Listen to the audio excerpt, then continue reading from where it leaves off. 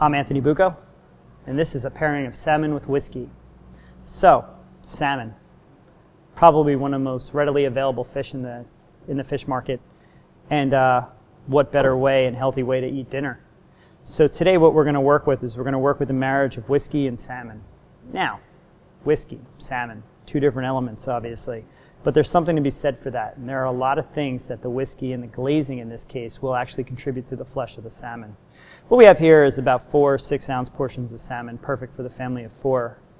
Now, one of the things that you have to realize when you have that overly whiskey kind of flavor and texture is we want to kind of balance it with different elements. One of the things that works especially well with balance is honey, and in this case we'll be using an acacia honey. To give that glaze some body and some sustenance, what we're going to use is a little bit of mustard.